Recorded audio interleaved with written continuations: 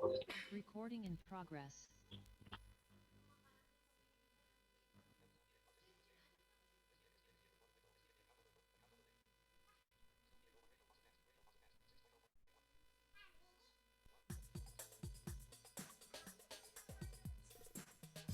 Terima kasih.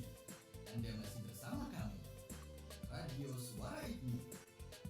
Media dakwah, buah, dan jamnya. Mari kita ikuti acara berikutnya.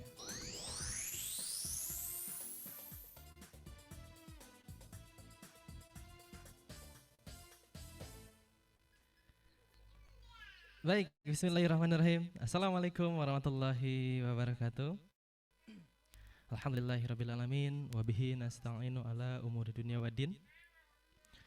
Mari kita bersyukur kepada Allah dengan mengucapkan Alhamdulillahirrabbilalamin, karena berkat rahmat, hidayah, dan kasih sayangnya kepada kita semua, sehingga kita bisa berkumpul di majelis yang mulia ini.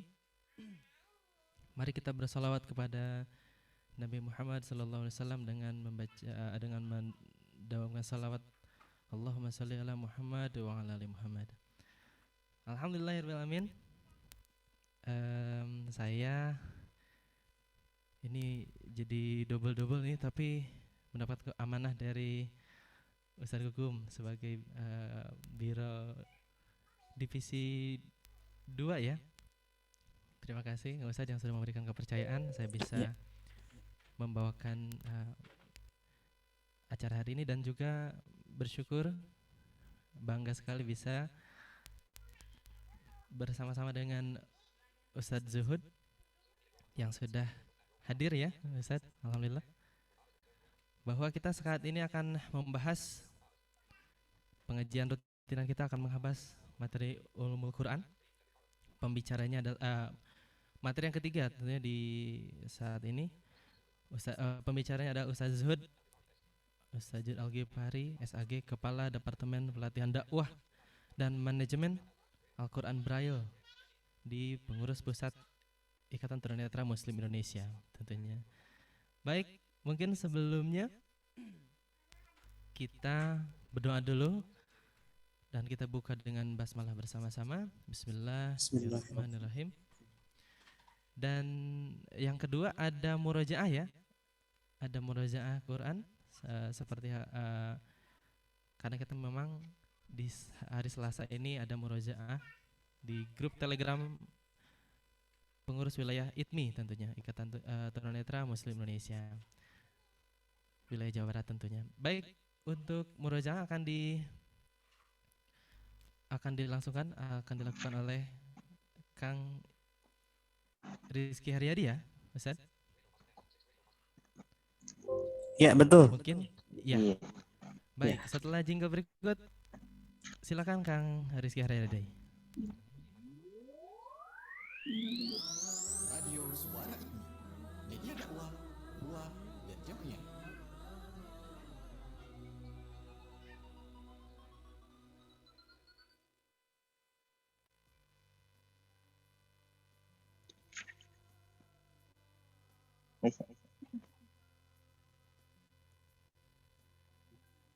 Ya, baik silakan. Assalamualaikum warahmatullahi wabarakatuh. Waalaikumsalam warahmatullahi wabarakatuh. A'udzu billahi minasy syaithanir rajim. Bismillahirrahmanirrahim. Idza syamsu kuwirat wa idzan nujumu kadarat wa idzal jibalu suyirat wa idzal 'isyaru 'uttilat wa idzal wuhusu husirat wa idzal biharu sujirat wa idzan nufusu zuwijat wa idzal mau'udatu su'ilat بأي ذنب قتلت وإذا الصحف نشرت وإذا السماء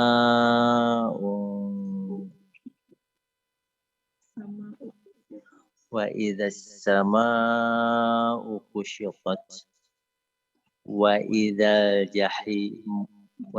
الجحيم سعرت وإذا الجنة أزلفت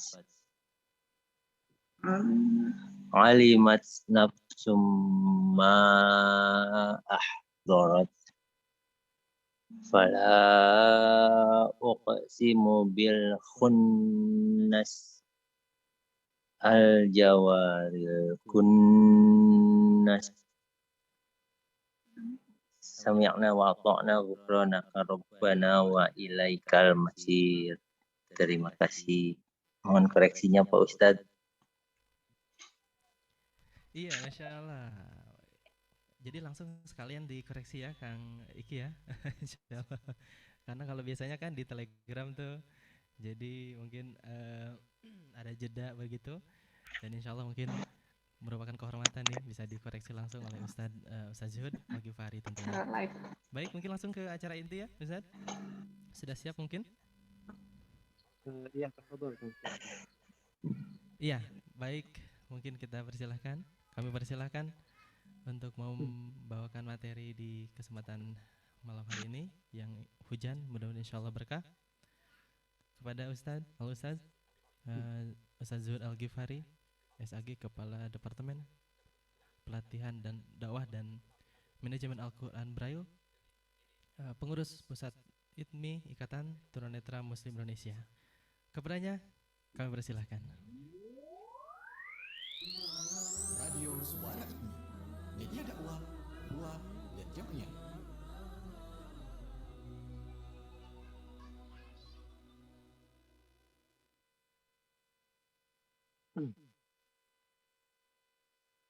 Bismillahirrahmanirrahim. Assalamualaikum warahmatullahi wabarakatuh. Innal hamdalillah nahmaduhu wa nasta'inuhu wa nastaghfiruh wa na'udzu billahi min shururi anfusina wa min sayyiati a'malina. May yahdihillahu fala mudilla lahu wa may yudlilhu fala hadiya lahu. Allahumma salli ala sayyidina Muhammad wa ala alihi wa sahbihi wa man tabi'ahum bi ihsanin ila yaumil qiyamah. Asyhadu an la ilaha illallah wahdahu la syarika lah wa asyhadu anna Muhammadan abduhu wa rasuluhu la nabiyya ba'da. Qala Allah ta'ala fil Qur'anil Karim, a'udzu billahi minasy syaithanir rajim. Ya ayyuhalladzina amanu taqullaha wal tanzur nafsum ma qaddamat lighad. Wattaqullaha innallaha khabirum bima ta'malun. Shadaqallahul azim. Al-ayah amma ba'du. Alhamdulillah, pendengar dimanapun berada, pendengar radio Suara ITMI dimanapun berada, seluruh anggota Ikatan Tunanetra Muslim Indonesia dimanapun berada, juga salam ana untuk antum yang bukan dari anggota ITMI. Ya. Sebuah kenikmatan dari Allah Subhanahu wa Ta'ala, kita masih diberikan kesempatan, kita masih diberikan usia sampai dengan malam hari ini untuk tetap hidup. Ya. Sungguh ini adalah sebuah kenikmatan yang luar biasa. Karena banyak di sekeliling kita, orang-orang terdekat kita, entah itu keluarga, entah itu tetangga, entah itu kerabat, teman, yang sudah Allah cabut nyawanya, yang sudah Allah panggil lebih dahulu, mendahului kita. Sehingga hilanglah kesempatan mereka untuk memperbanyak perbekalan di akhirat. Tapi Allah masih mempercayakan usia ini kepada kita, artinya Allah masih memberikan kesempatan untuk kita memperbaiki diri, beristighfar, mengurangi dosa-dosa yang terus bertumpuk, dan memperbanyak pahala kita yang masih sedikit untuk selamat di akhirat.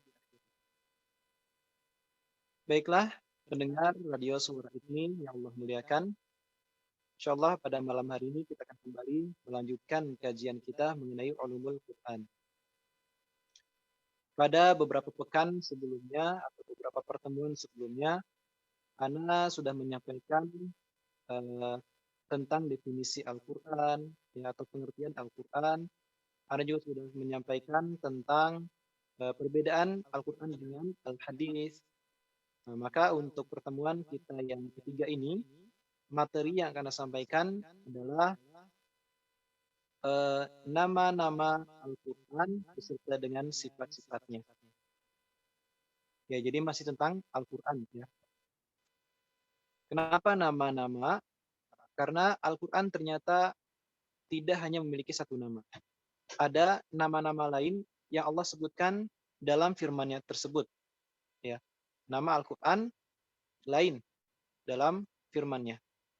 Oleh karena itu, bagi kita yang ingin mendalami Al-Quran, ya sewajibnya kita mengetahui nama-nama tersebut. Ya, karena dengan kita mengetahui nama itu, nama-nama Al-Quran yang lain itu, kita akan semakin mengenal tentang karakteristik Al-Quran ini. Apa spesialnya Al-Quran? Kenapa Al-Quran menjadi kitab pamungkas agama Islam, ya agama Tauhid? Kenapa Al-Quran begitu mulia?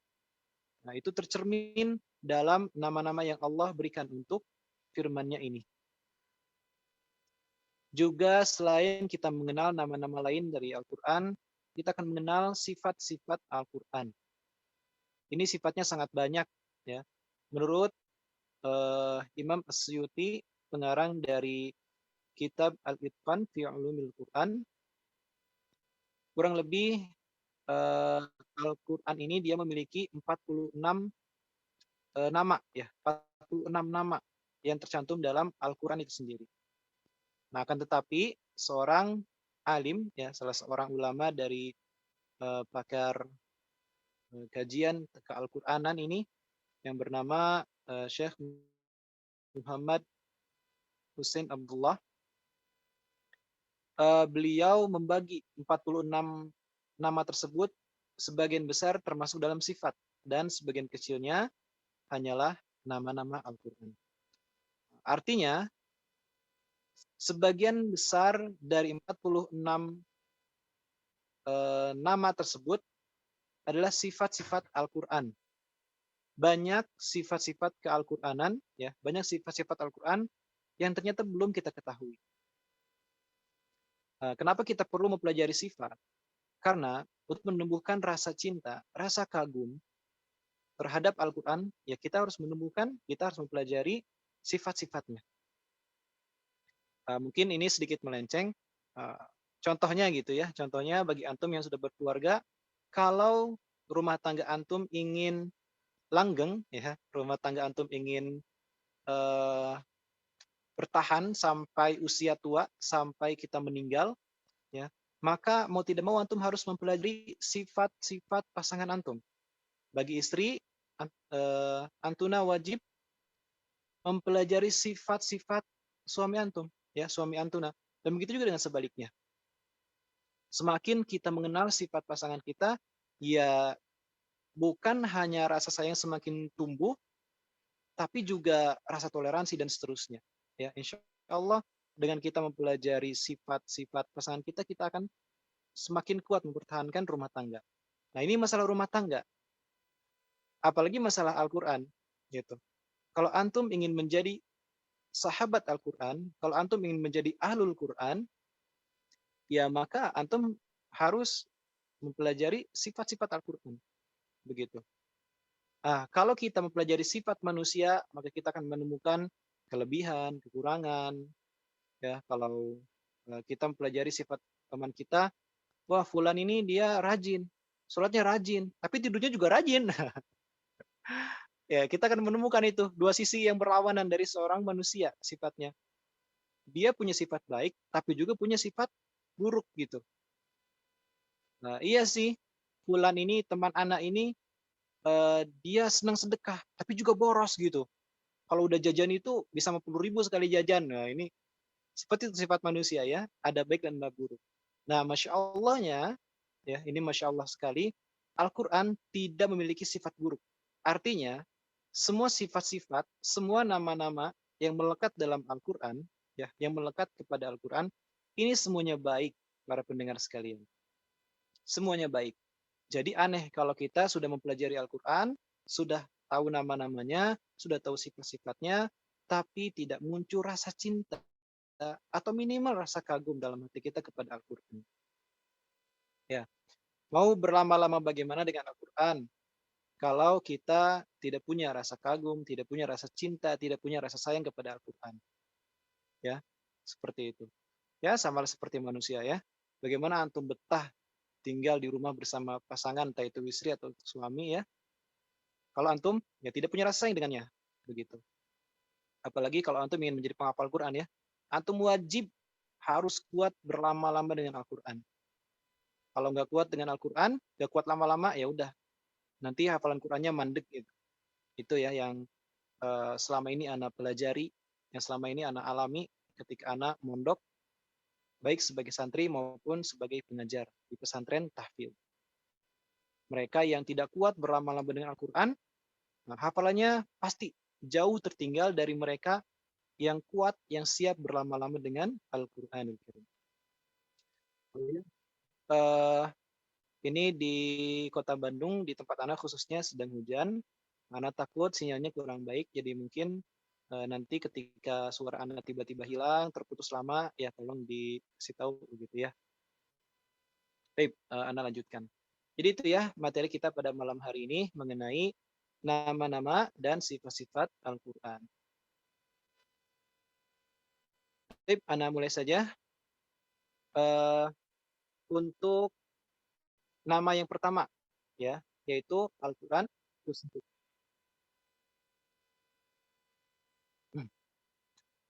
Al-Quran seperti yang sudah Ana jelaskan pada pada pertemuan pertama ya, itu memiliki arti bacaan Al-Quran. Artinya bacaan dan definisinya secara istilahi sudah pernah Ana jelaskan secara panjang lebar. Nah, Allah menyebutkan nama Al-Quran ini dalam firman-Nya ya, Allah berfirman dalam surah Al-Isra ayat 9. A'udzu billahi minasyaitonir rajim. Inna hadzal Qur'ana. Nah, di sini ya, tepat di awal ayat. Inna hadza al-Qur'ana yahdi lillati hiya aqwamu dan seterusnya. Ya, aqwam dan seterusnya.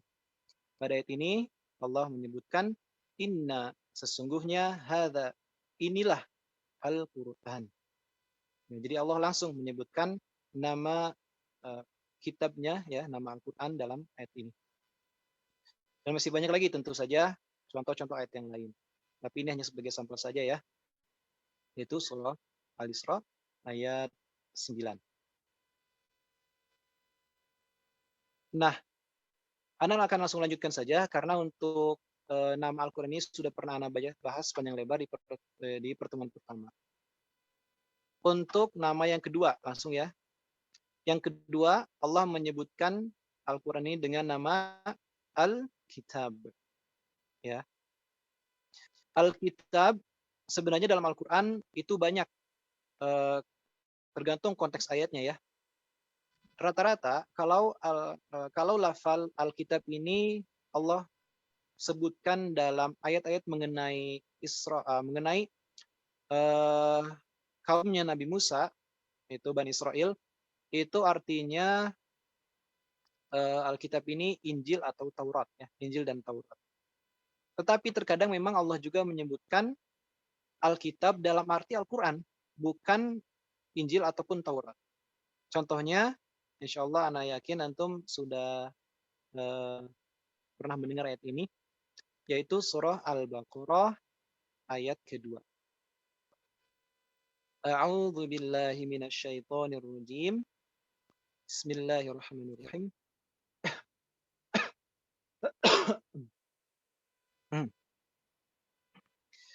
Dzalikal kitabu la raiba fihi hudal lil muttaqin. Dzalika, Dzalika ini memang kalau diterjemahkan secara harfiah artinya itu sebenarnya ya. Tapi dalam konteks ayat ini terjemahnya bukan itu, tapi ini. Alkitab, Alkitab di sini maksudnya Al-Qur'an.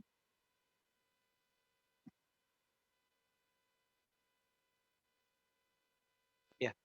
Dalam ayat ini Alkitab di sini maksudnya adalah Al-Qur'anul Karim. Ya. Dzalikal kitabu, inilah Al-Qur'an, Alkitab, ya. La raiba fi, yang tidak ada keraguan, yang tidak ada kesalahan di dalamnya, dan seterusnya, ya. Nah, kenapa dinamai Alkitab? Karena memang Al-Quran ini adalah sesuatu yang ditulis, ya, atau sebuah tulisan. Ustaz, bukannya ketika zaman Rasulullah belum ada mushaf? Memang betul, ya. Al-Quran itu baru dimushafkan, baru dihimpun dalam bentuk tulisan semuanya, ya, itu dalam pada masa Khalifah Abu Bakar, dan disempurnakan lagi oleh Khalifah Utsman bin Affan. Akan tetapi kita juga tidak bisa mengingkari, tidak bisa menafikan bahwa ketika zaman Rasulullah tetap ada beberapa sahabat, ya memang tidak semuanya, yang menuliskan bagian-bagian Al-Qur'an. Begitu, ya. Jadi ketika ada satu wahyu, ya satu ayat atau satu surat turun kepada Nabi Muhammad, Nabi Muhammad sudah menerimanya, dan ketika beliau menyampaikannya kepada para sahabat, ada segelintir sahabat yang mencatatnya. Dan salah satu di antaranya adalah sahabat Zaid bin Thabit radhiyallahu an. Nah, beliau ini, Zaid bin Thabit ini terkenal memiliki kedudukan sebagai sekretarisnya Rasulullah. Ya, karena tugasnya mencatat ayat aja gitu. Nah, ini juga berkaitan dengan masalah ulumul hadis. Ya, tapi Anda tidak akan sampai ke sana. Jadi itu ketika zaman Rasulullah pun ada beberapa sahabat, segelintir sahabat, tidak semuanya, yang mencatat Al-Quran, entah itu di pelepah kurma atau di media-media tulis lainnya yang digunakan pada zaman itu. Bahkan ketika zaman Abu Bakar As-Siddiq, ya, ketika beliau menginstruksikan kepada Zaid bin Thabit beserta dengan timnya.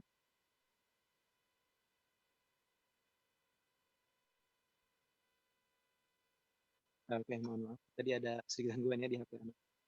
Ya, ketika zaman Abu Bakar menginstruksikan kepada Zaid bin Thabit beserta dengan timnya untuk menghimpun Al-Quran, kan itu yang dihimpun juga tulisan, ya.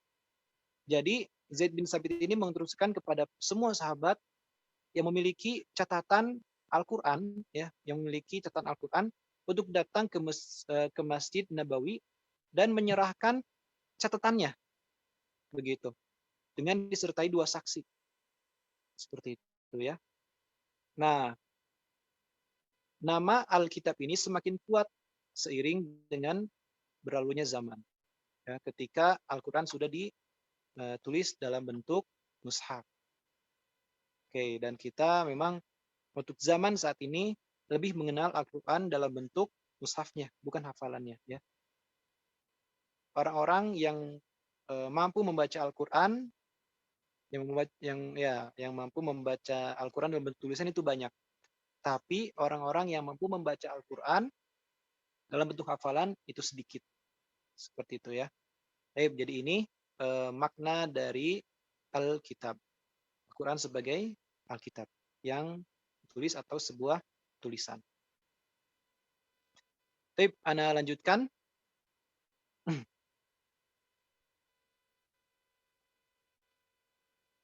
Untuk nama yang ketiga. Nama yang ketiga ini Allah firmankan, ya, dalam surah Al-Furqan. Gitu.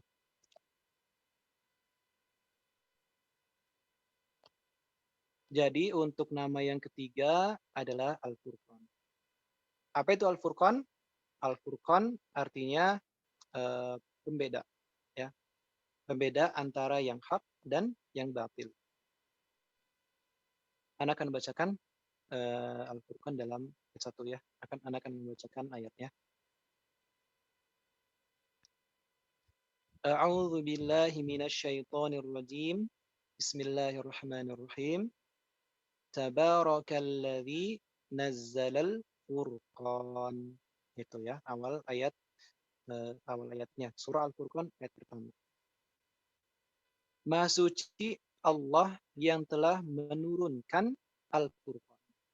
Al-Furqan di sini maknanya Al-Qur'an. Ya, yang telah menurunkan Al-Qur'an sebagai pembeda antara yang hak dan yang batil. Nah, para pendengar sekalian yang Allah muliakan, ketika kita mendengar nama Al-Qur'an sebagai Al-Furqan, ini memiliki sebuah pelajaran kepada kita ya, memiliki nilai pelajaran untuk kita semua. Ketika kita membaca Al-Qur'an, ketika kita mempelajari Al-Qur'an, ketika kita menghafalkan Al-Qur'an, maka semestinya kita semakin bisa untuk membedakan mana yang hak dan yang batil. Begitu. Bagi para penghafal Al-Qur'an, ya, terlepas apakah mereka baru menghafal satu ayat ataupun bahkan sudah menghafal 30 juz, maka mereka sebenarnya memiliki tanggung jawab untuk mempelajari Al-Qur'an, mempelajari makna-maknanya sesuai dengan kemampuannya tentu saja. Kenapa? Agar ketika mereka ini mengerti ayat-ayat Al-Qur'an, mengerti maknanya, maka mereka mampu membedakan mana yang hak dan mana yang batil. Mana yang benar, mana yang salah. Mana yang kemaksiatan, mana yang ibadah. Begitu. Itu sebenarnya salah satu tujuan kita untuk mempelajari Al-Qur'an, untuk menghafalkan Al-Qur'an. Meskipun kita ketika hanya menghafal ayat-ayatnya sebatas tenggorokan, itu juga tidak sia-sia. Itu juga insya Allah tetap bernilai ibadah. Hanya kalau ingin pahala kita semakin bertambah, ya, maka kita ya mau tidak mau harus mempelajari maknanya agar kita tahu mana yang hak, mana yang batil. Seperti itu, ya para pendengar sekalian. Dan tentu saja ini berat. Kenapa? Karena untuk mempelajari, untuk memahami makna Al-Qur'an, maka kita membutuhkan minimal kajian tafsir, ya. Dan tentu saja harus disampaikan oleh guru yang mumpuni. Dan boleh anak katakan ustadz yang saat ini mumpuni dalam bidang tafsir memang sedikit, ya. Jumlahnya sedikit yang betul-betul memahami tentang Al-Qur'an. Rata-rata kebanyakan ya ustadz saat ini, zaman sekarang ini, mereka lebih menguasai Al-Qur'an dalam sisi tilawahnya, dalam sisi bacaannya. Banyak para ustadz yang bagus bacaannya banyak, ya, yang suaranya indah-indah banyak. Tapi ketika mereka ditanya tentang tafsir Al-Qur'an, yang mampu mereka ungkapkan ya hanya sebagian kecilnya. Padahal makna dalam Al-Qur'an ini lebih luas daripada lautan, lebih dalam daripada samudra. Anda pernah mendengar ketika Anda dulu belajar ya tentang di jurusan tafsir dulu di universitas, Anda pernah belajar, pernah mendapatkan sebuah pepatah bahwa kalaulah lautan tepiannya bisa diukur, kalaulah samudra kedalamannya bisa diukur, maka Al-Qur'an luas dan kedalaman maknanya tidak akan pernah dapat diukur. Dan kenyataannya memang seperti itu. Para pendengar sekalian yang Allah muliakan, kenyataannya seperti itu. Dari 1400 tahun yang lalu, sejak Nabi Muhammad menerima Al-Qur'an, sampai detik ini, kajian tafsir, kitab-kitab tafsir, itu tidak pernah berhenti dikeluarkan. Tidak pernah berhenti dituliskan. Ya. Selalu muncul kitab-kitab tafsir yang baru. Makanya kalau kita belajar kitab tafsir, itu ada kitab tafsir klasik, kitab tafsir modern, kitab tafsir kontemporer. Itu menunjukkan kenapa ada klasifikasi zaman seperti itu untuk menunjukkan bahwa kitab tafsir itu terus berkembang. Terlepas banyak atau sedikitnya orang-orang yang menguasai tafsir akan terus berkembang, gitu. Karena ilmu Allah ini sangat luas, benar-benar sangat luas. Ingat firman Allah Subhanahu wa taala, kalaulah manusia menggunakan lautan sebagai tinta dan semua pohon, ya, menggunakan kayunya untuk menjadikan pena, untuk digunakan menulis ilmu Allah, yang menulis kalimat Allah, maka tidak akan pernah cukup. Meskipun seluruh pohon ditebang, meskipun semua lautan dikeringkan, tidak akan pernah cukup menuliskan kalimat-kalimat Allah. Bahkan meskipun sampai lautan ini ditambahkan 7 kali, kering, tambahkan lagi, kering, tambahkan lagi sebanyak 7 kali, tidak cukup juga. Masih ada kekurangan. Ini subhanallah ya. Ya bagaimana tidak menakjubkan, karena Al-Quran ini memang langsung diciptakan oleh Allah Subhanahu wa taala sebagai zat yang maha mengetahui masa lalu, masa kini, masa depan, mengetahui hal-hal yang gaib, mengetahui hal-hal yang terang benderang. Ya. Al-Quran adalah samudra ilmu, Al-Quran adalah gudang ilmu yang tak terbatas. Oleh karena itu, yuk sedikit demi sedikit aja, ya nggak usah banyak-banyak dulu. Sedikit demi sedikit kita belajar makna Al-Quran, ya, penjelasan ayatnya, agar kita lebih bijaksana dalam menyikapi kebaikan dan keburukan. Agar kita mampu membedakan mana ibadah, mana amal solih, mana yang kemaksiatan. Itu ya, nama yang ketiga. Anda lanjutkan untuk untuk nama yang keempat adalah Az-Zikr. Az-Zikr ini Allah sebutkan dalam Az-Zikr ini Allah sebutkan dalam surah Al-Hijr ayat ke-9. A'udzu billahi minasyaitonir rajim. Bismillahirrahmanirrahim. Inna nahnu nazzalna dzikra wa inna lahu lahafizun. Ya. Inna nahnu nazzalna adzikra. Ya, dalam ayat ini Allah menyebutkan inna nahnu, sesungguhnya kamilah yang menurunkan adzikr. Adzikr di sini maknanya adalah Al-Qur'an. Ya, bukan kalimat-kalimat zikir seperti subhanallah, alhamdulillah dan seterusnya. Itu memang wahyu Allah, tapi dalam konteks ayat ini maksudnya adalah Al-Qur'an, bukan hal-hal yang lain.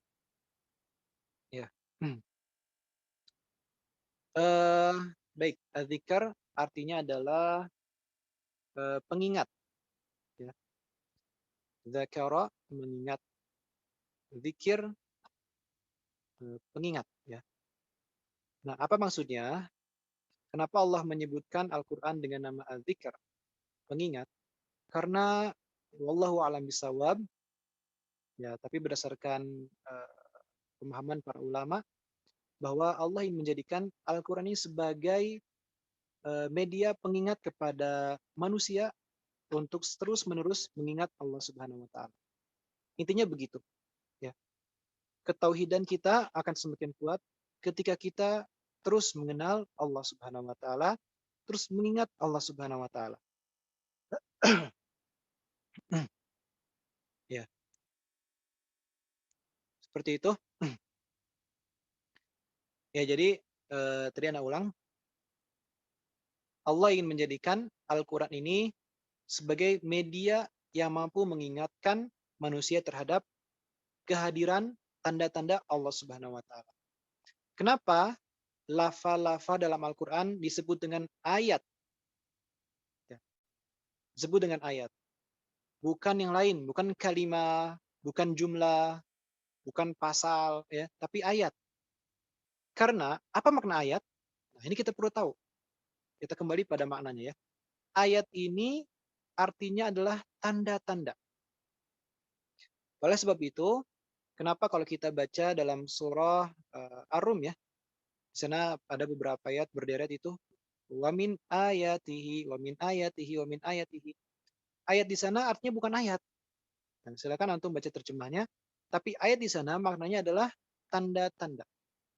Di antara tanda-tanda kebesaran Allah Subhanahu wa taala. Nah, memang tanda ini dalam bahasa Arab tidak hanya tidak hanya ayat, tapi juga al-alamah, alamat itu juga bisa diterjemahkan sebagai tanda. Tapi dalam konteks Al-Quran, tanda ini di Allah menggunakan kata ayat, bukan alamat.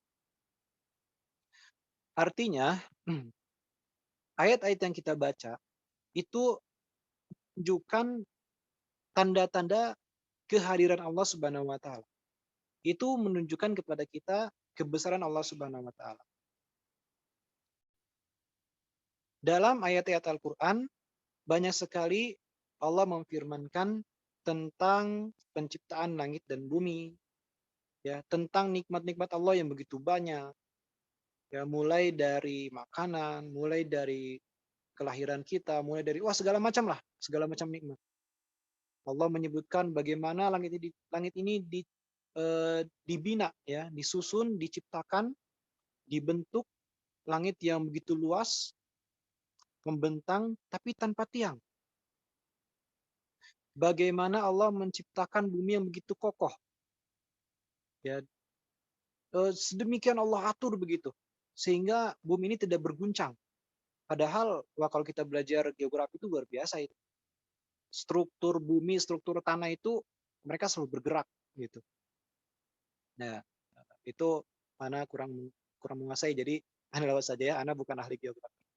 Ya, bagaimana Allah menjabarkan tentang lautan yang luar biasa, ya, isi lautan itu entah itu dari hasil pertambangannya, entah itu dari hasil perikanannya, di mana Allah menjabarkan nikmat manusia dapat mengendarai kendaraan, dapat berlayar di atas lautan yang begitu luas.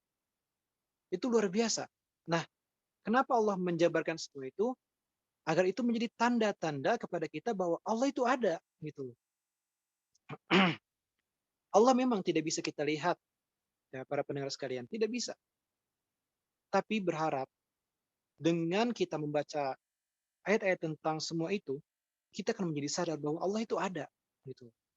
Kita menjadi sadar dan kita bisa merasakan bahwa Allah itu hadir sebenarnya. Allah itu nggak jauh dari kita. Kan banyak ayat-ayat yang mengisahkan bahwa Allah itu dekat dengan kita. Ya, bagaimana Allah menjelaskan bahwa dirinya itu bersama dengan orang-orang yang sabar. Bagaimana Allah itu mengisahkan atau menjabarkan dirinya dekat dengan orang-orang yang berdoa. Bagaimana Allah menjabarkan bahwa pertolongan Allah itu dekat. Nasrun minallahi wa fathun qarib. Jadi meskipun Allah tidak terlihat, tapi kalau iman kita kuat, maka insya Allah kita bisa merasakan Allah itu ada. Ya, jadi itu fungsi Al-Quran sebagai al-zikr. Allah ingin Al-Quran ini menjadi zikir kepada kita. Ya. Untuk terus ingat ke Allah. Ingat Allah, Allah, Allah aja. Gitu ya. Nah, makanya nih, para penghafal Al-Quran, ketika menghafal Al-Quran, jangan sekedar baca, hafal gitu ya. Tapi ingat juga Allah di dalamnya. Ya. Baik, Anda lanjutkan.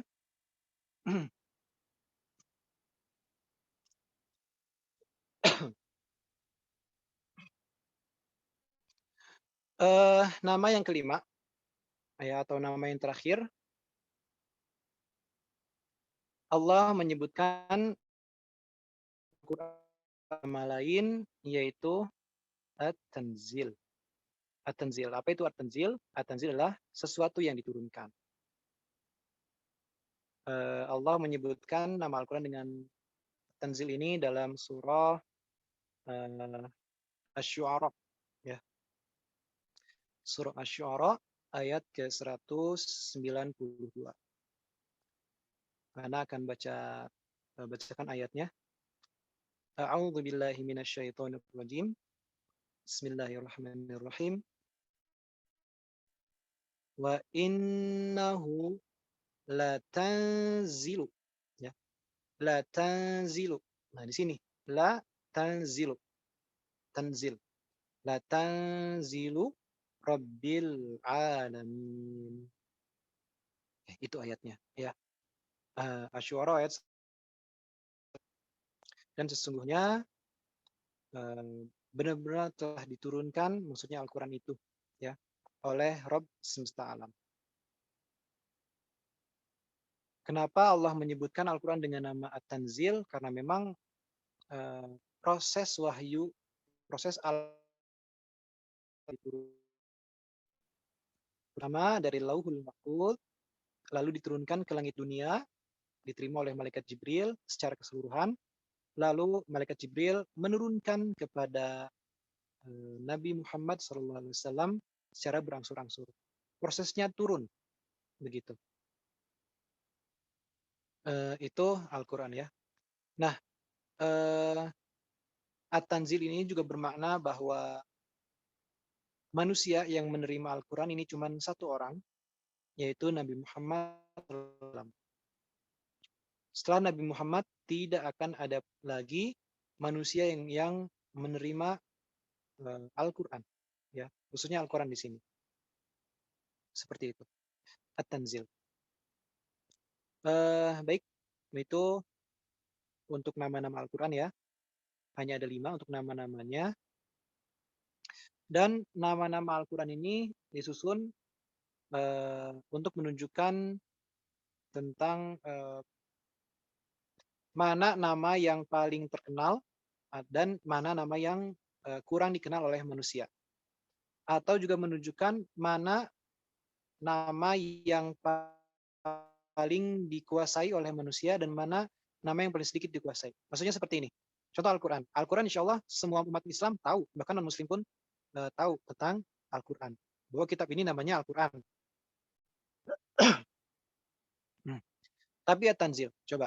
Dari seluruh umat Islam, ya di Indonesia saja ya, ya mungkin yang mengetahui nama Al-Quran sebagai At-Tanzil, ya hanya segelintir, gitu. Sedikit. Itu maksudnya. Atau ditinjau dari sisi penguasaannya. Orang-orang yang mampu membaca Al-Quran, terlepas apakah itu membaca mushaf ataupun membaca Al-Quran, itu banyak. Itu banyak ya. Tapi manusia yang menerima Al-Quran sebagai At-Tanzil itu hanya satu orang. Ya, di seluruh zaman, yaitu Nabi Muhammad SAW. Belum pernah ada manusia sebelum Nabi Muhammad dan tidak akan pernah ada manusia setelah Nabi Muhammad yang menerima Al-Quran. Karena Al-Quran spesial untuk Nabi Muhammad. Untuk nabi-nabi sebelumnya ada lagi kitab yang lain. Nah, itu ya. Itu maksud perkataan Anda tadi. Tapi sekarang Anda akan langsung lanjut saja. Oh ya, nanti tolong kepada moderator untuk waktunya ya. Anda diingatkan, takutnya bablas gitu. Karena asik berbicara ini. Ya, para pendengar sekalian yang Allah muliakan,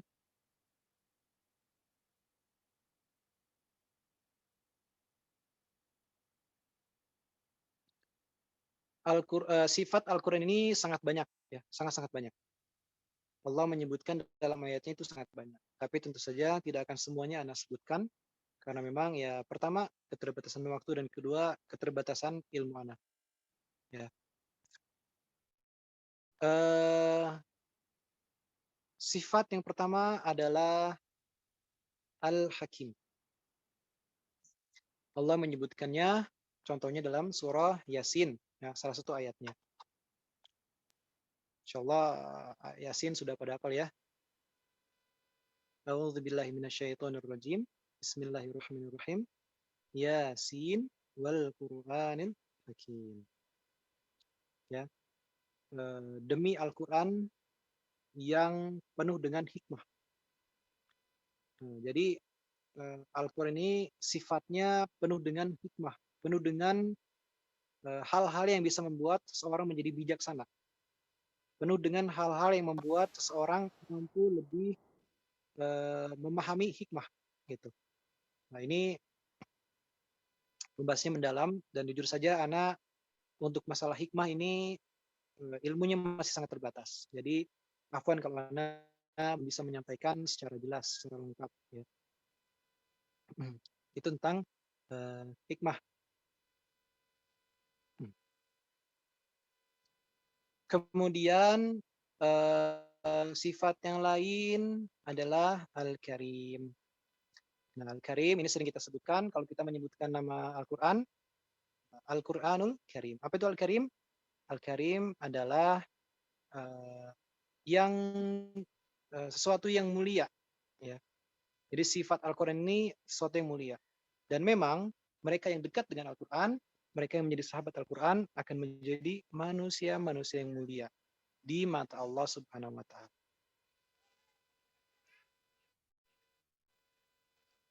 Baik, seperti itu ya tentang Al-Karim.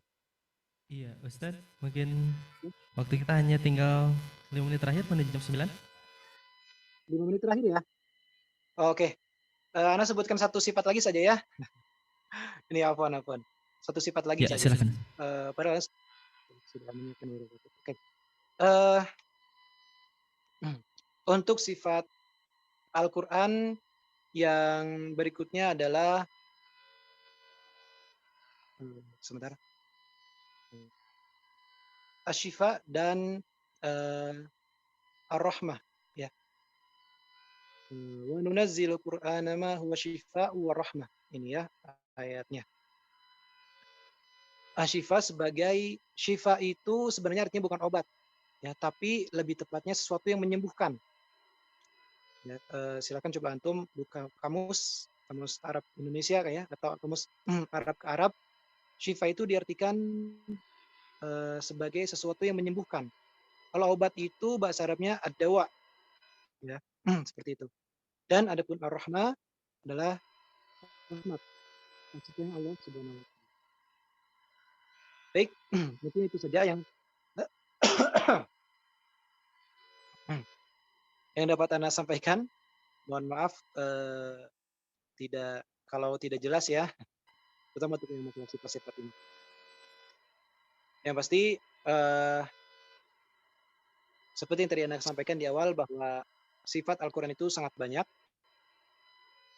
dan antum bisa mencarinya kalau masih kurang jelas ya, itu di kitab-kitab yang dimusnahkan dalam kitab Ulumul Quran, atau ya bolehlah di internet ya, entah itu di YouTube ataupun di Google. Insya Allah sangat banyak. Hanya sekali lagi sering Anda ingatkan, kalau antum mencari di YouTube, Google, maka berhati-hatilah dengan sumbernya ya. Itu saja pendengar sekalian, pendengar Radio Suara Hidmi yang Allah muliakan.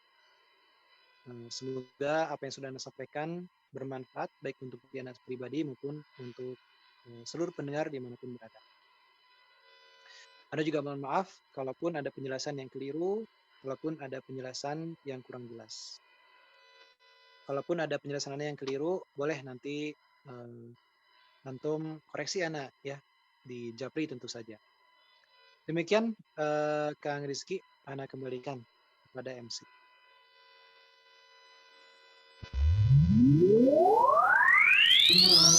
Radio Suara Hidmi, media dakwah, buah dan jamnya.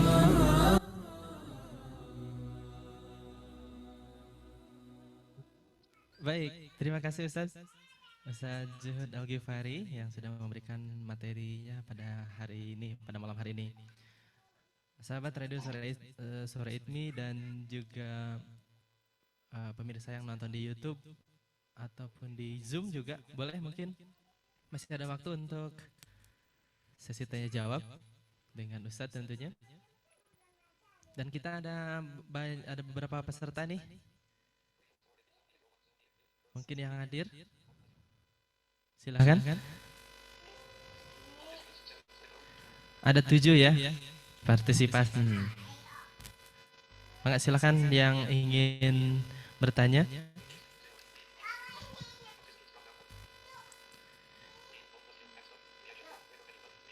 Baik, assalamualaikum. Ya, waalaikumsalam. Masya Allah, silakan Pak Haji. Baik, Pak Ketua. Ya. baik. Alhamdulillah, terima kasih Ustadz Zuhud Al-Ghifari yang telah memberikan ilmunya kepada kita semua pada malam hari ini. Dan tentu Al-Quran itu sangat dalam, tidak akan pernah mentok dibahas oleh orang sekitar apapun, dan tidak akan pernah ada kata-kata yang tidak sampai bagi orang-orang yang dangkal ilmunya sekalipun. Nah, Ustadz tadi menerangkan tentang hikmah Al-Quran. Saya ingin bertanya sedikit Ustadz tentang ini.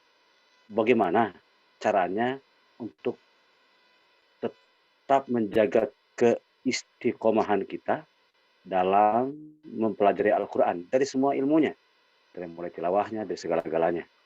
Karena banyak juga orang yang dari kecil sudah belajar Al-Quran, lalu kenyataannya misalnya bacaannya tidak baik, tapi enggan atau malu atau entah dengan alasan apa lagi mereka untuk memperbaiki atau untuk meningkatkan kapasitasnya tentang ilmu Al-Quran. Itu barangkali Ustadz, terima kasih sebelumnya atas jawaban yang akan disampaikan nanti. Barakallahu fikum. Baik, silakan Ustaz. Oh iya. Terima kasih untuk Pak Happy ya, yang sudah bertanya. Eh,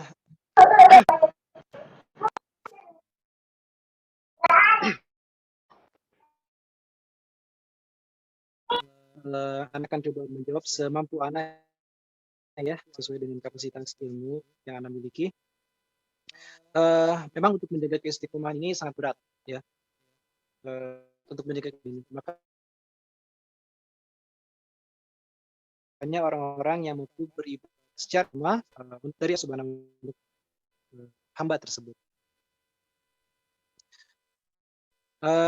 Juga rasa malu ya, kita sering merasa malu untuk belajar ilmu agama, terutama kalau gurunya itu bisa jadi karena usianya lebih muda daripada kita merasa malu gitu. Bahkan kenapa banyak dari musuh-musuh Rasulullah sebenarnya mereka tersentuh dengan Al-Quran, mereka tersentuh dengan dakwah Rasulullah. Tapi banyak dari mereka yang akhirnya tidak masuk Islam bukan karena mereka tidak memahami Islam, ya, bukan karena mereka tidak meyakini Allah Tuhan mereka, tapi mereka malu gitu. Mereka masuk Islam tuh malu. Sebenarnya seperti itu. Contohnya misalkan ayah dari Khalid bin Walid ya, Al-Walid. Ketika Anda baca sirahnya, itu banyak perkataan-perkataan Al-Walid yang dia itu mencirikan bahwa dia terkesan dengan Al-Quran. Dia takjub dengan Al-Quran. Tapi kenapa dia meninggal dalam keadaan kafir? Ya karena dia malu terhadap kaumnya kalau dia masuk Islam. Al-Walid ini kan seorang pembesar ya, seorang pemuka agama gitu. Maaf, bukan pemuka agama. Seorang petinggi masyarakat, seorang pemimpin Quraisy. Bukan Quraisy. Seorang pemimpin di kotanya. Gengsi gitu, sombong nih, malu. Akhirnya dia meninggal dalam keadaan kafir. Nah, ini rasa malu luar biasa. Nah, kenapa berat menjaga keistiqomahan? Karena yang pertama, kita memiliki musuh yang nyata, yaitu syaitan. Syaitan akan selalu membisikkan ke dalam hati kita, ke dalam pikiran kita, alasan-alasan kenapa kita tidak belajar agama. Mungkin karena sibuk, mungkin karena malu tadi, ya. Mungkin karena merasa saya sudah karena segala macam lah. Syaitan ini akan selalu membisikkan ke dalam hati kita ya semua alasan-alasan yang sepertinya kuat gitu. Sepertinya tuh membenarkan kita untuk tidak belajar agama. Padahal yaitu bisikan syaitan. Ya. Nah, dan masih banyak lagi ya alasan-alasan kenapa kita memang berat menjaga keistiqomahan. Juga kita berat untuk belajar agama. Nah, kalau saran Ana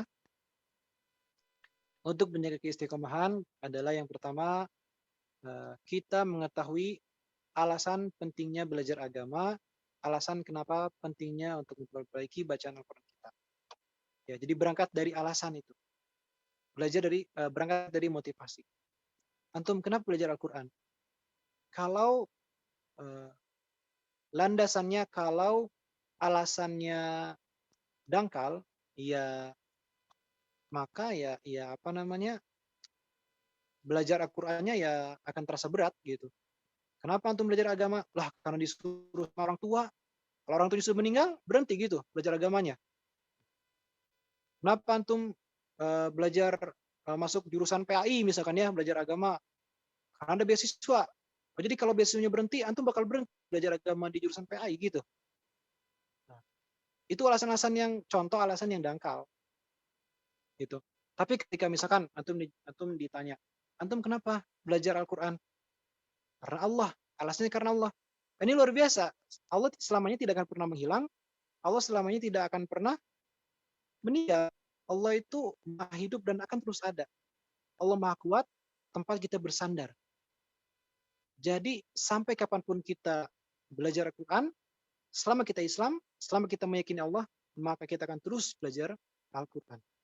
Maka kita akan terus belajar ilmu agama. Gitu ya. Nah, itu kuatkan dulu pondasinya. Alasan kenapa kita harus mesti kudu wajib belajar ilmu agama atau khususnya Al-Quran dalam pembahasan kita malam hari ini. Yang kedua, carilah sahabat-sahabat yang saling mendukung. Ya. Ketika antum merasa sepi sendirian, malas belajar sendirian, maka coba cari ya komunitas-komunitas untuk belajar bersama. Ya, komunitas menghafal Al-Quran untuk menghafal bersama. Sekarang sudah banyak ya, baik itu komunitas atau halakoh yang diselenggarakan secara offline maupun online. Kalau antum tidak sempat yang offline, maka yuk yang online. Antum harus meluangkan waktu untuk belajar. Ya, karena manusia ini makhluk yang bodoh. Gitu. Kalau kita nggak belajar, ya kita akan selamanya bodoh. Dan sebenarnya Allah itu sudah memudahkan kita untuk belajar. Hanya kitanya saja yang malas belajar. Daripada kita menyesal di akhirat, maka ya kita harus bercapek-capek, berlelah, ya sakit-sakit untuk mempelajari ilmu agama. Ya biar kita nggak kesasar lah ya, itu seperti itu. Tadi yang Anda sampaikan Al-Quran sebagai Al-Furqan, ya pembeda mana yang hak, mana yang batil. Kalau antum tidak ingin salah mengambil langkah, ya sok belajar agama. Gitu.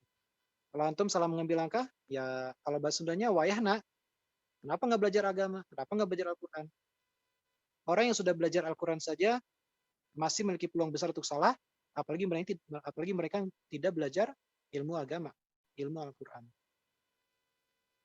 Dan tentu saja ketika antum sudah memperkokoh alasan, ketika antum sudah mencari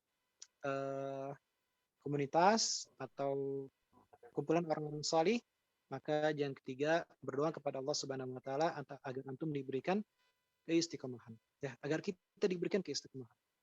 Karena sejatinya ya itu juga nikmat dari Allah Subhanahu wa taala. Baik, kurang lebih seperti itu.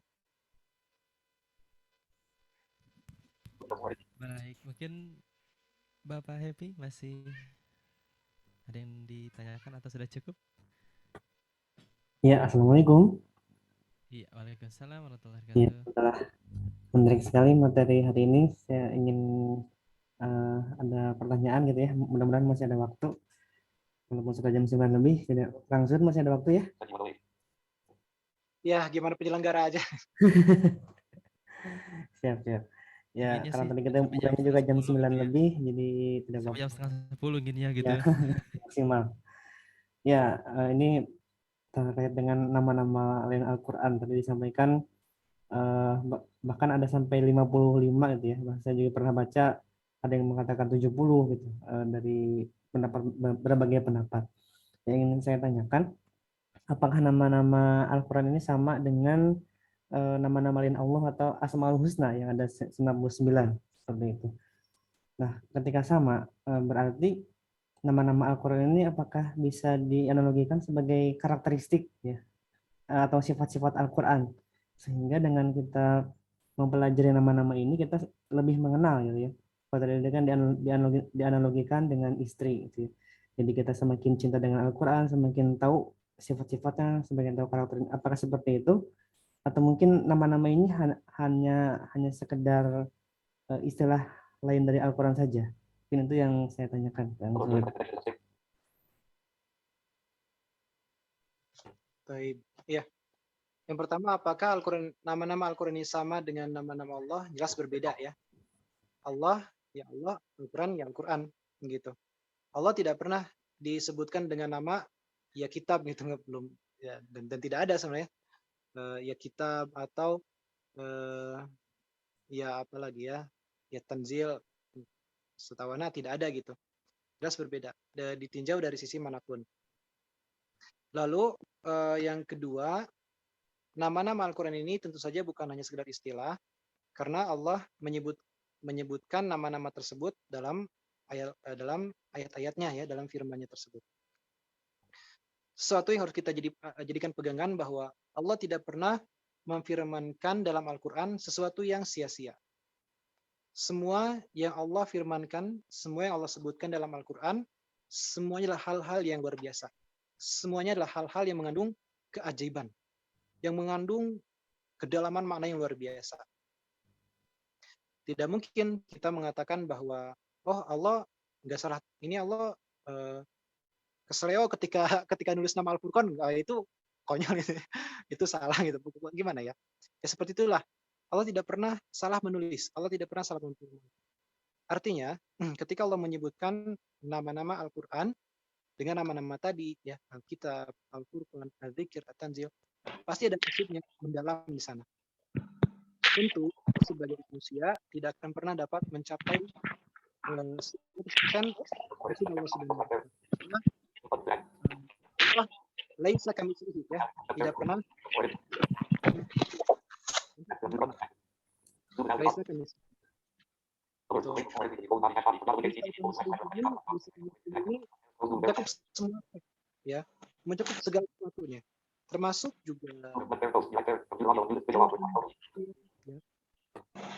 manusia tidak akan sampai kepada tujuannya Allah 100% tidak akan pernah.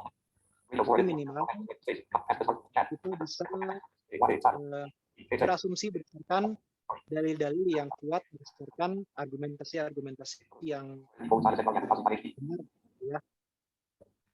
Kenapa Allah menyebutkan Al-Quran dalam bentuk Alkitab atau dalam bentuk At-Tanzil dan seterusnya? Pasti ada maksudnya, pasti ada hikmahnya di balik penyebutan nama-nama itu.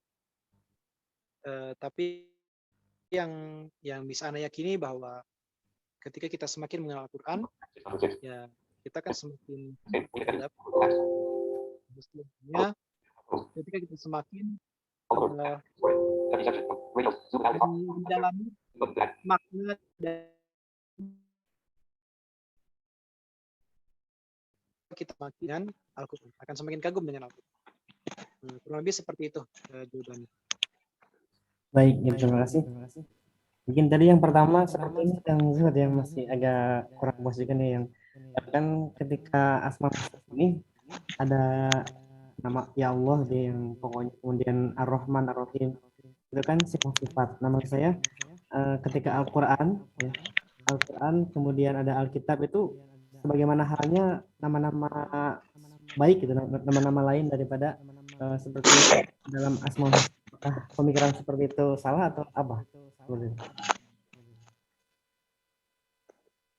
Nama-nama yang baik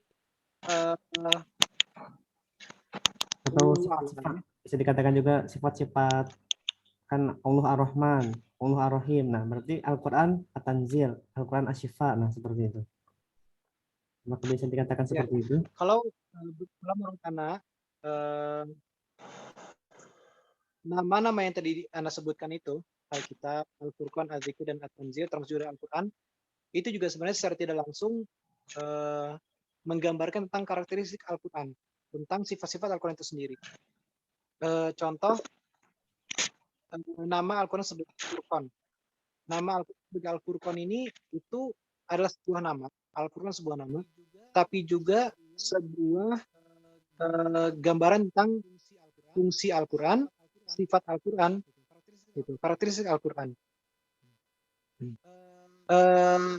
Kalau dianalogikan secara sederhana gitu ya, itu kan begini.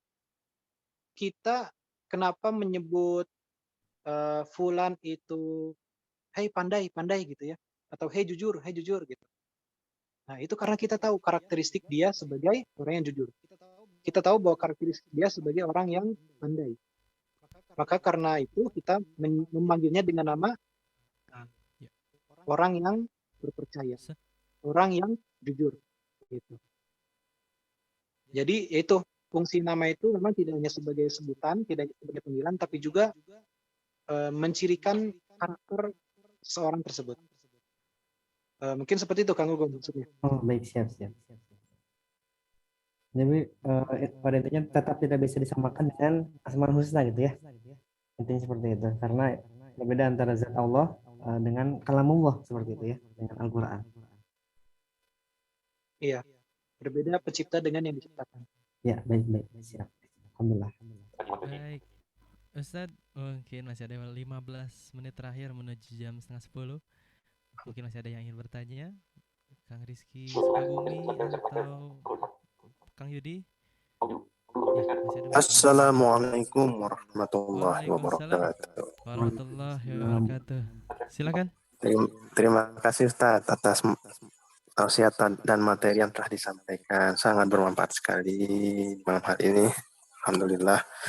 Yang saya mau tanyakan ini tentang cara gitu ya, bacaan dalam Al-Quran maupun tahsin Al-Quran. Itu kan ada gaya yang membaca secara lambat, sedang, maupun juga ya dicepatkan ya. Nah, itu bagaimana Ustaz? Ada yang gaya lambat, sedang, dan cepat itu kira-kira posisi apa?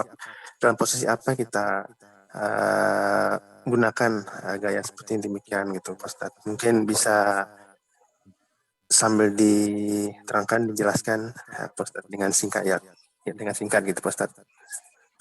Sekian, terima kasih. Barakallahu fikum. Wassalamualaikum warahmatullahi wabarakatuh. Waalaikumsalam warahmatullahi wabarakatuh. Tentang kecepatan baca ya. Iya, dengan ada cepat, ada yang sedang, ada yang lambat gitu. Kira-kira dalam posisi seperti apa yang kita bisa gunakan gaya-gaya seperti demikian, yang cepat, lambat maupun sedang. Ya, baik. Memang untuk kecepatan baca ini dijelaskan dalam kitab-kitab tajwid, banyak sekali menjelaskan. Nah, kapan kita menggunakan bacaan yang cepat, yang sedang, yang lambat, itu sebenarnya kembali pada diri kita sendiri. Ya. Kita lebih enak yang mana? Apa membaca dengan lambat, atau sedang, atau cepat. Kalau anak dalam berbagai macam kondisi, anak selalu mengutamakan bacaan yang sedang. Gitu. Kenapa nggak cepat? Bukan karena tidak suka, hanya anak lebih nyaman dengan bacaan yang sedang gitu. Yang lambat kalau terlalu tidak cukup waktunya. Kalau cepat kalau anak pribadi asa nggak nyaman gitu cepat. Tapi ada juga beberapa santri anak di sini yang dia itu bacanya cepat terus saja gitu. Entah itu dalam keadaan ziyadah, entah itu dalam keadaan murojaah atau sekedar tilawah. Ini cepat aja gitu. Ya mungkin karena memang seperti itu. Dia senang dengan bacaan yang cepat. Nah, tapi kalaupun Anda boleh membuat sebuah teori, ya, untuk bacaan yang lambat ini, Anda sarankan ketika kita dalam kondisi tilawah seorang diri, gitu. Bukan dalam kondisi kita tilawah bersama-sama. Itu kan tadarus. Nah itu kalau bacanya kita lambat, ya nanti kasihan yang lain. Mungkin cuma 1 jam, sementara orangnya udah banyak, nanti yang lain nggak kebagian. Gitu ya. Itu dalam keadaan kita tilawah sendiri, dan kita memiliki tujuan untuk memperbaiki bacaan atau mendalami maknanya, ya sambil mentafakuri maknanya. Itu membaca dengan keadaan lambat lebih kena di situ gitu ya. Dan memang bagi mereka yang sedang memperbaiki bacaan, lebih disarankan membaca dalam keadaan lambat. Jangan terburu-buru. Biasanya bacaan yang cepat itu tajwidnya rentan dilabrak gitu. Tajwidnya rentan diabaikan, biasanya bacaan yang cepat itu. Nah, kemudian untuk bacaan yang sedang, ini biasanya dibaca dalam keadaan sholat, berjamaah, seorang imam ya. Imam ini disarankan bacanya sedang kecepatannya. Jangan lambat-lambat, kasihan makmum. Terutama untuk yang sholat maghrib, isya, dan subuh ya. Karena kan ya tidak semua makmum kita ini kuat sholat lama-lama. Kita juga ya sebagai imam harus memahami kondisi makmum. Ya, disarankan sedang gitu. Atau saat kita sedang tilawah bersama-sama juga boleh. Ya. Atau saat kita sedang menghafalkan ayat itu juga boleh. Lalu untuk yang cepat, ini biasanya dalam kondisi murojaah. Kenapa? Nah, terutama bagi mereka yang hafalannya banyak. Nah, kita punya waktu terbatas, hanya 24 jam sehari. Tidak kurang dan tidak lebih. Sementara bagi mereka yang hafalannya banyak, 10 juz, 20 juz, 30 juz, ini kalau bacanya lambat, waktunya terbatas gitu. Kita punya target 10 juz sehari murojaah. Tapi kalau bacanya kita lambat, ya waktunya nggak cukup. Mungkin tidak tercapai 10 juz sehari itu. Oleh karena itu, para hafiz sering menggunakan bacaan hadr, ini yang istilah bagi bacaan cepat, ketika murojaah seorang diri. Jadi cepat bacaannya, yaitu untuk mengejar target tadi. Gitu. Biasanya seperti itu, kurang lebih. Akhi.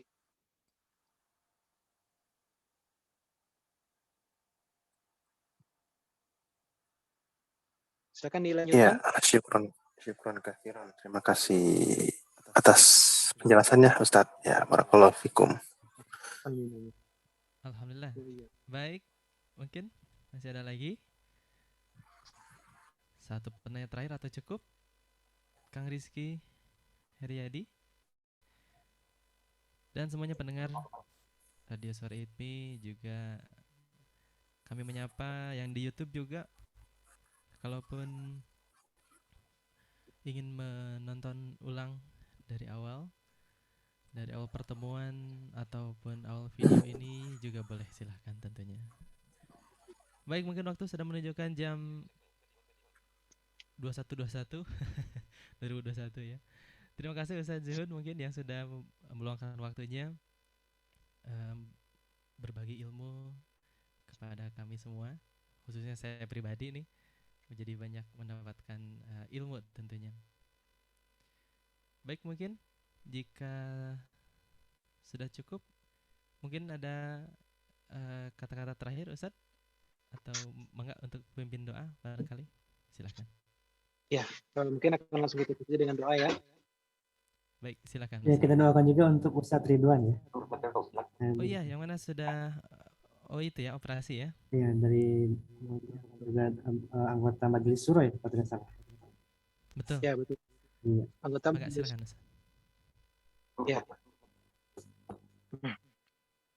Para pendengar Radio Suara ITMI dimanapun berada, baik yang mendengarkan melalui radio, baik yang mendengarkan melalui YouTube maupun yang hadir dalam meeting Zoom ini, adalah kita bermunajat kepada Allah Subhanahu wa taala, kita tundukkan hati kita, kita tundukkan kesombongan kita, karena kita akan berhadapan, kita akan meminta kepada Zat yang Maha berkuasa. Bismillahirrahmanirrahim. La ilaha illallah, la ilaha illallah, la ilaha illallah. Astagfirullahaladzim, astagfirullahaladzim, astagfirullahaladzim. La hawla wa la quwwata illa billahil aliyyil azim. Subhanallah, alhamdulillah, Allahu akbar. Ya Rabbana, lakal hamdu kama yanbaghi li jalali wajhikal karim wa 'azimi sultanik. Allahumma salli ala Muhammad wa ala alihi wa sahbihi ajma'in. Bismillahirrahmanirrahim. Ya Allah, Engkau adalah Zat yang Maha mendengar, Engkau adalah Zat yang Maha menyaksikan. Kami yakin ya Allah bahwa saat ini, detik ini, menit ini, Engkau pasti sedang melihat kami, Engkau pasti sedang menyaksikan kami, Engkau pasti sedang mendengar ucapan-ucapan kami, perbuatan kami. Kami yakin ya Allah. Oleh karena itu, izinkanlah kami untuk bermunajat kepadamu ya Allah. Izinkanlah kami untuk berdoa kepadamu. Ya Allah, ampunilah dosa-dosa kami. Ampunilah dosa-dosa kedua orang tua kami.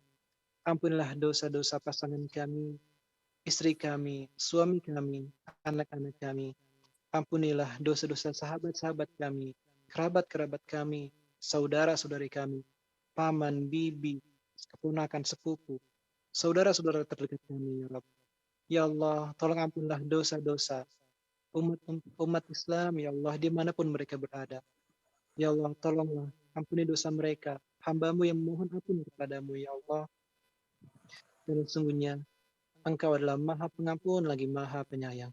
Engkau lah satu-satunya Zat yang mampu mengampunkan, Kaulah satu-satunya zat yang mampu memaafkan semua dosa-dosa, kesalahan-kesalahan, kemaksiatan, lupa kami, ya Allah.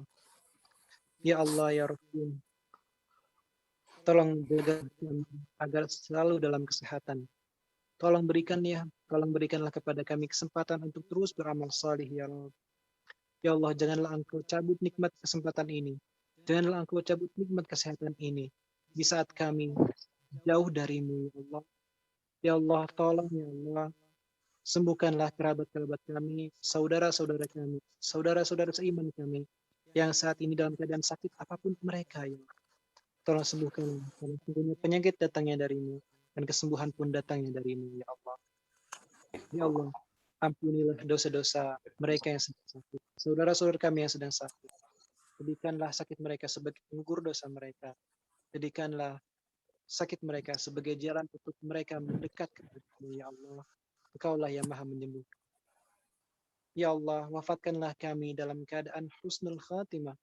Janganlah Engkau mewafatkan kami, memanggil kami dalam keadaan bermaksiat. Ya Allah, kami berlindung kepada-Mu dari hal yang seperti itu, ya Rabb. Ya Allah, wafatkanlah kami dalam keadaan beribadah kepada-Mu, sedang sujud kepada-Mu, sedang mengingat-Mu, ya Allah, sedang berjihad di jalan-Mu. Ya Allah, izinkanlah kami kembali kepada-Mu dengan bekal yang cukup, ya Allah. Izinkanlah, ya Allah, izinkanlah, berikanlah kekuatan untuk beramal salih, beribadah.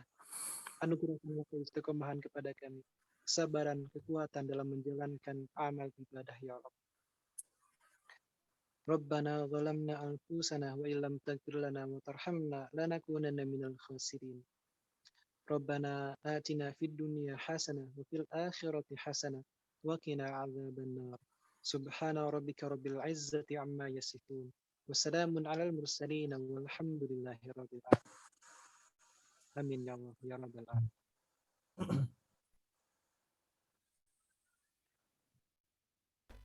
Ya, mungkin kita akhiri. Terima kasih Ustaz Zuhud yang sudah memberikan doa terakhir dan juga materi-materinya kepada kita semua. Mudah-mudahan kita bisa bersama lagi Ustaz. Dalam satu acara baik secara offline maupun online begitu ya. Bangga sekali Ustaz, terima kasih. Saya Iki Harmoni mungkin cukupkan ya Ustaz Gugum ya. Cukup ya. Terima kasih. Ya, mari kita bacakan doa kafaratul majelis bersama-sama. Subhanakallahumma wa bihamdika asyhadu an la ilaha illa anta astaghfiruka wa atubu ilaik. Saya Iki Harmoni, terima kasih. Wassalamualaikum warahmatullahi wabarakatuh. Waalaikumsalam warahmatullahi wabarakatuh.